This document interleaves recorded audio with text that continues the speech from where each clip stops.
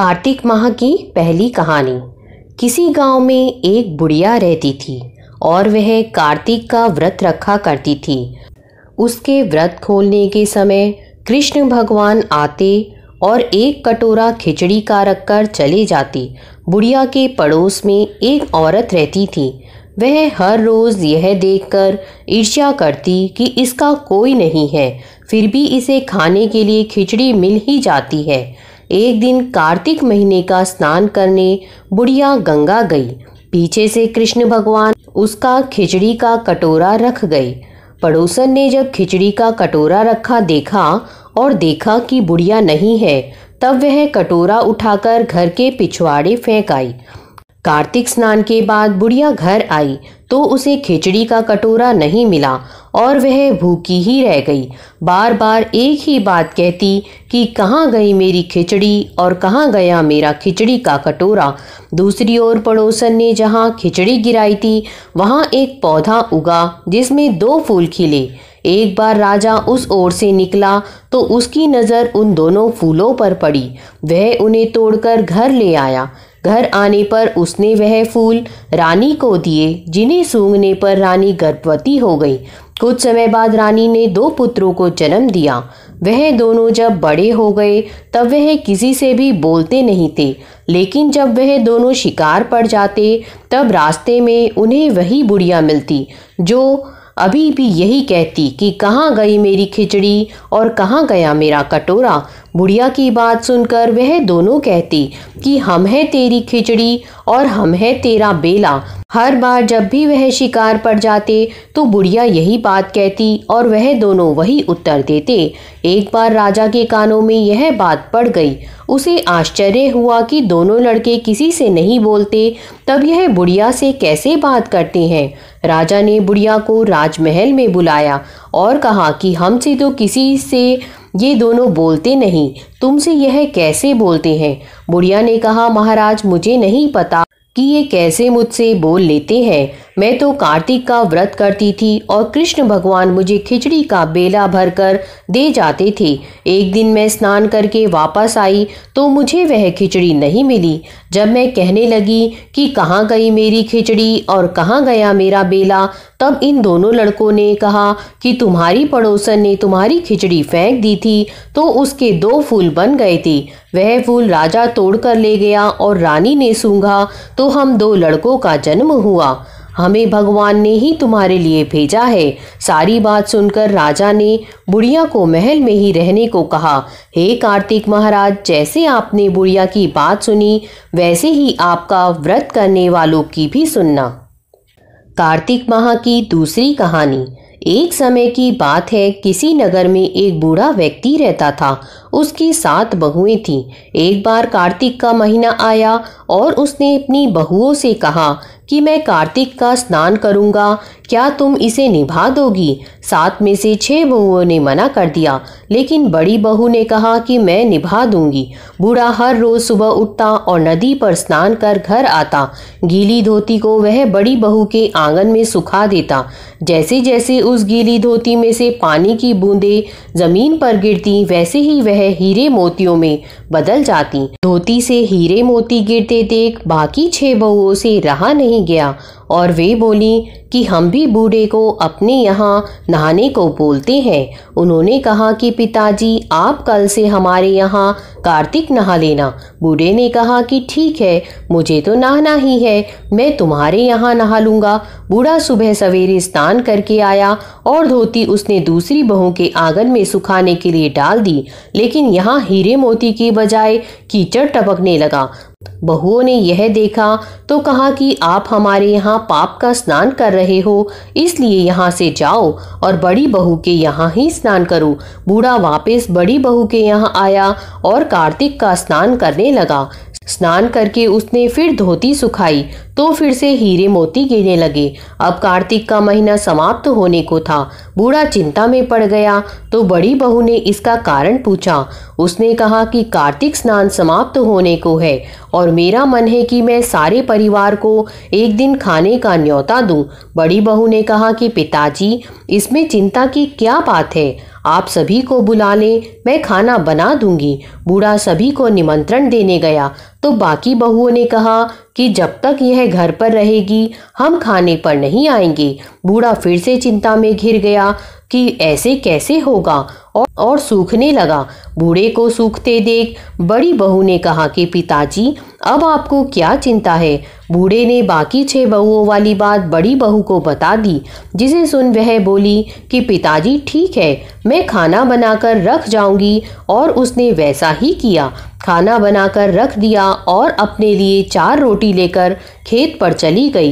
इधर 6 बहुओं ने खाना खा लिया, लेकिन जाने से पहले बाकी बचे खाने में कंकड़ पत्थर डाल गईं कि बड़ी बहू आएगी तो परेशान होएगी। इधर खेत में बैठकर बड़ी बहू कहने लगी कि राम जी की चिड़िया, राम जी का खेत, चुगलो चिड़िया भर भर पेट। मेरे ससुर ने घर में जगह दी है और मैंने खेत में चिड़िया को बाजरा डालकर वह घर आ गई। घर आई तो बूढ़ा फिर उदास बैठा था। उसने फिर पूछा कि यह उदासी क्यों, सब ठीक ठाक निपट गया ना। वह बोला कि हाँ, सब ठीक निपट गया, लेकिन वह तेरी दौरानियाँ बाकी बचे खाने में कंकड़ पत्थर व मिट्टी डाल गई। बहू ने कहा कि कोई बात नहीं पिताजी। बहू बूढ़े से बात कर घर के भीतर जाकर खाने को देखती है, लेकिन वह देखती है कि जिस खाने में वह सब कंकड़ पत्थर डालती हैं वह हीरे मोती में बदल गए हैं। घर की जगह महल खड़ा हो गया है और धन दौलत से भर गया है। अन्न के भंडार घर में भरे पड़े हैं। वह बूढ़े को बुलाकर कहती है कि पिताजी, आपने तो कहा था कि मेरे लिए कुछ नहीं बचा है, लेकिन यहाँ तो हीरे मोतियों के भंडार हो गए हैं। पूरे घर में धन की वर्षा हो रही है। साधारण सा घर महल में बदल गया है। बूढ़ा सब चीजें देखकर बोला कि बेटी, तुमने सच्चे मन से कार्तिक स्नान सच्चे मन से निभाया था, लेकिन बाकी बहुओं ने पापी मन से इसे निभाया, इसलिए कार्तिक देवता तुमसे प्रसन्न हुए और यह फल दिया। हे कार्तिक देवता, जैसे आपने बड़ी बहू की सुनी वैसे ही आप सभी की सुनना। कार्तिक माह की तीसरी कहानी। किसी गांव में एक बुढ़िया रहती थी। उसकी एक पुत्र वधू भी थी। कार्तिक का महीना आता तो बुढ़िया 12 कोस नहाने जाती, लेकिन उसकी बहू वहीं पतीले में पानी डालकर कहती कि मन चंगा तो कटौती गंगा, और गंगा जी उसके लिए वहीं आ जाती। वह उस गंगा में अपना कार्तिक नहान कर लेती।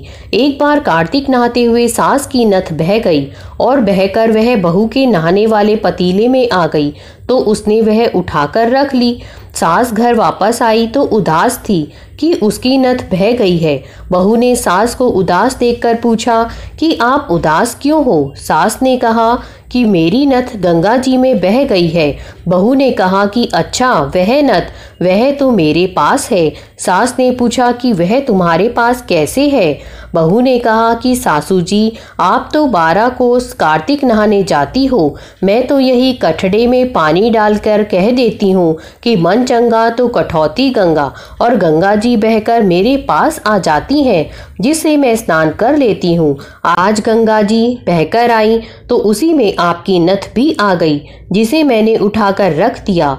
इस कहानी के बाद कहना चाहिए कि जैसे बहू की आई सभी के आए, लेकिन जैसे सास की आई वैसे किसी की ना आई। कार्तिक मास की चौथी कहानी। किसी गांव में एक बुढ़िया रहती थी और उसका एक बेटा व बहू भी साथ रहते थे। कार्तिक का महीना आया तो बुढ़िया ने बेटे से कहा कि वह कार्तिक स्नान के लिए जाएगी और 1 महीना वहीं रहेगी। यह सुन उसके बेटे ने अपनी पत्नी से कहा कि माँ के लिए 30 लड्डू बनाकर दे दो, ताकि वह पूजा पाठ कर कुछ खा सके। बहू ने गुस्से में आकर 30 लड्डू बनाकर दे दिए। बुढ़िया नदी किनारे कार्तिक स्नान को गई और वहीं एक किनारे पर झोपड़ी बनाकर रहने लगी।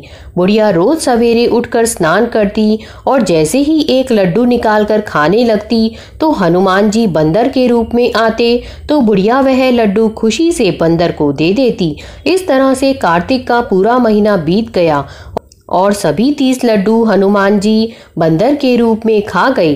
कार्तिक का महीना समाप्त होने पर बुढ़िया वापस जाने को तैयार हुई तो हनुमान जी प्रकट हो गए और उन्होंने बुढ़िया की उस कुटिया की जगह एक आलीशान महल बनवा दिया। बुढ़िया का पूरा महल धन दौलत से भर गया, उसकी काया निरोगी हो गई, अन्न के भंडार से महल भर गया। इतना सब होने पर वह धूमधाम से अपने बेटे के पास गई। बुढ़िया को इतना धनी देखकर उसकी बहू ने मन में कहा कि अगले कार्तिक मैं भी अपनी माँ को कार्तिक स्नान के लिए भेजूंगी। और अगले कार्तिक आने पर उसने अपनी माँ को कार्तिक स्नान के लिए कहा।